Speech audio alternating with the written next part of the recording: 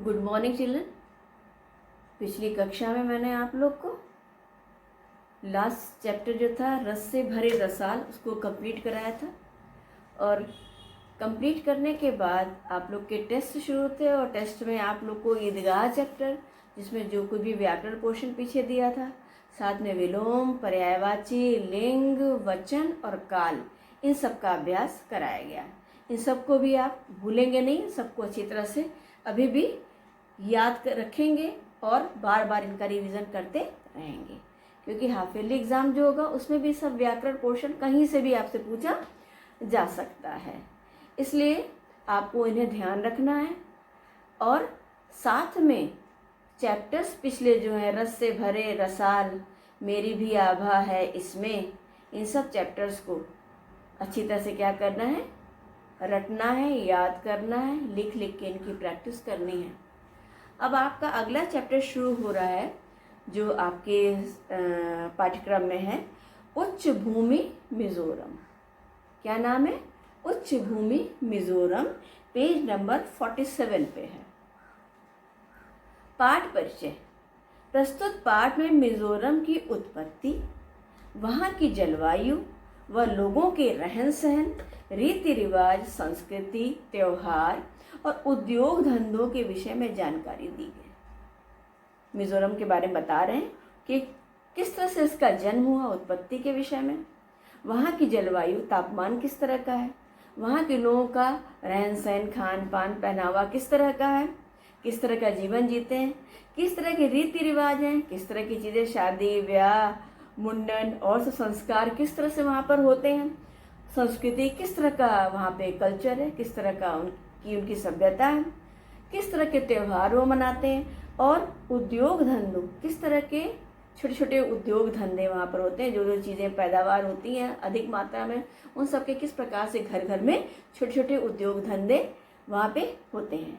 इन सब के विषय में आपको विस्तृत जानकारी दी गई है। ज़रा सोचें, ज़रा विचार करें, सोचे विचारें। सभी राज्यों की अपनी अपनी संस्कृति और सभ्यता होती है। जितने भी राज्य हैं उन सभी की अपनी अपनी संस्कृति, अपनी अपनी क्या होती है, सभ्यता होती है। वहाँ पे किस तरह से रहते हैं, कैसा उनका खाना पीना है, किस तरह के रिवाज हैं, किस तरह का कल्चर है, सब चीज़ें क्या होती हैं, हर राज्य की अलग अलग होती है और उसकी अपनी अपनी क्या होती है, महत्ता होती है। जीवन मूल्य। विश्व और देश के हर कोने में, करें संपूर्ण संसार और देश के हर कोने में रहने वाले लोग समय के साथ उन्नति करते हैं। जो जो समय परिवर्तन होता है उसके साथ साथ क्या करते हैं, प्रगति करते चलते हैं। और हमें राज्य की संस्कृति सभ्यता को समझना होगा और हमें जिस राज्य में रह रहे हैं उस राज्य की संस्कृति सभ्यता को भी क्या होगा, भली भांति क्या होगा, समझना होगा। जहाँ भी आप रह रहे हैं उसके बारे में विस्तृत जानकारी आपको होनी चाहिए। भारत में रह रहे हैं, आपको भारत में किस तरह की सभ्यता है, किस तरह की संस्कृति है हमारी, किस तरह की चीज़ें, पहनावा है हमारे यहाँ के, किस किस तरह से हम त्योहारों को मना करते हैं, उनकी क्या विशेष तौर से पद्धति है, हमको पता होना चाहिए। उसी तरह से इस पाठ में उच्च भूमि मिजोरम जो कि ऊंचाई पर स्थित है इसके बारे में, उसको मिजोरम के बारे में विस्तृत जानकारी दी गई। इसी तरह से बता रहे हैं कि प्रत्येक राज्य की अपनी अलग विशेषता होती है और प्रत्येक व्यक्ति को इसके बारे में क्या होनी चाहिए, जानकारी प्राप्त होनी चाहिए। यहाँ पर मिजोरम के बारे में विस्तृत जानकारी दी गई। मिजोरम को वर्ष 1954 तक लुशाई पर्वतीय जिले के नाम से जाना जाता था। मिजोरम के बारे में बता रहे हैं कि वर्ष 1954 तक ये लुशाई पर्वतीय जिले के नाम से ये जाना जाता था। क्या, किस नाम से इसको जानते थे लोग? लुशाई पर्वतीय जिले के नाम से। केंद्र शासित प्रदेश के रूप में मिजोरम, बता रहे हैं केंद्र शासित प्रदेश भी है। आप सबने आपने सिविक्स में पढ़ रखा होगा कि केंद्र शासित प्रदेश के रूप में मिजोरम को, अर्थात मिजो भूमि जो कहलाती थी, उसका उद्घाटन बता रहे हैं। उसका उद्घाटन किसने किया? भारत की पूर्व पहले रही प्रधानमंत्री श्रीमती, जो स्वर्गीय हो चुकी, जिनकी मृत्यु हो चुकी है, श्रीमती इंदिरा गांधी ने 21 जनवरी 1972 में किया था। कब किया था? 21 जनवरी और 1972 में इसका उद्घाटन किया था। वरना ये मिजोभूमि मिजोरम के नाम से बाद में जानी जाने लगी। इससे पूर्व यह असम का अभिन्न अंग थी। इससे पहले क्या थी? ये असम का एक महत्वपूर्ण अंग थी। सबसे पहले बाहर के लोगों के लिए मिजो लुशाई कहलाते। पहले जो बाहरी लोग थे, विदेशी लोग थे, उनके लिए, बाहर के लोगों के लिए मिजो, जो यहाँ के रहने वाले थे, वो क्या कहलाते थे? लुशाई कहलाए थे। इनको लोग लुशाई कहकर पुकारते थे। शासन भी अधिकतर इसी उपजाति के हाथ में रहा है, और शासन अधिकार भी किस उपजाति के हाथ में रहा?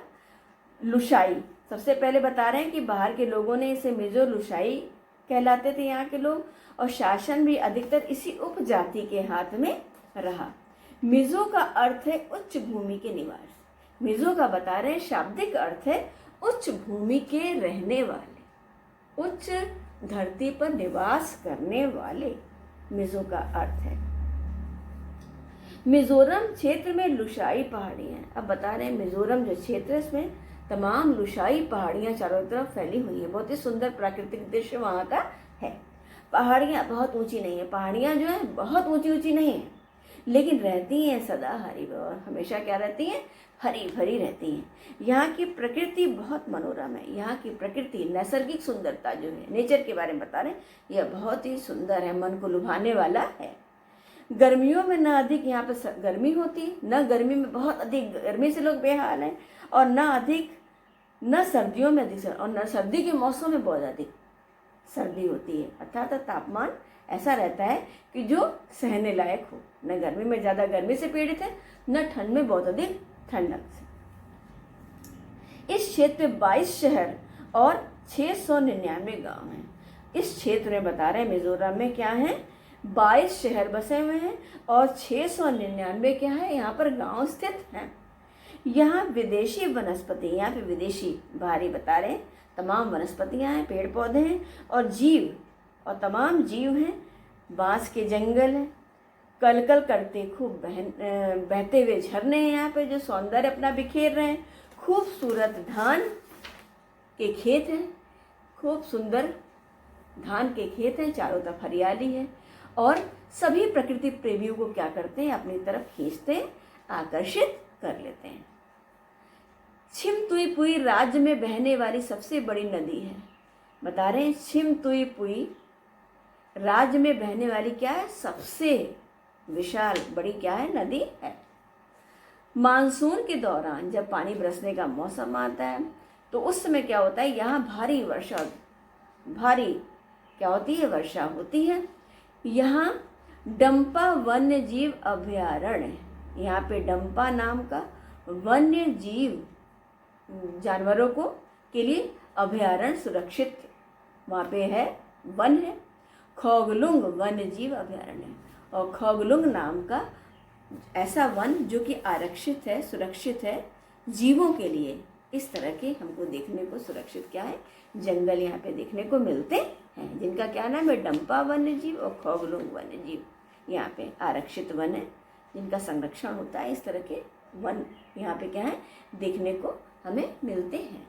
इस प्रकार से मिजोरम के सौंदर्य, वहाँ की संस्कृति, वहाँ का क्षेत्रफल, वहाँ किस तरह से जीव पाए जाते हैं, किस प्रकार से तमाम वहाँ पर वनस्पतियाँ उगती हैं, किस प्रकार से वहाँ पर हरियाली है, ठीक है, किस प्रकार से इसका विकास होता चला गया, और किस प्रकार से मिजोरम के नाम से यहाँ पे क्या हुआ? संपूर्ण संसार के लोग इसे मिजोरम, उच्च भूमि मिजोरम तो पार्ट का नाम है, मिजोरम राज्य के नाम से जाना जाने लगा। और प्राकृतिक सौंदर्य के रूप में अक्सर ये पर्यटन स्थल है जहाँ पे क्या है? लोग घूमने के लिए, पर्यटन करने के लिए क्या करते हैं? जाया करते हैं। इसलिए मिजोरम के बारे में यहाँ पे विस्तृत जानकारी दी गई है, और पाठ में यहाँ तक मैंने अच्छी तरह से समझाया है। इसके आगे पैराग्राफ को हम क्या करेंगे? अगली कक्षा में आपको समझाएंगे। धन्यवाद।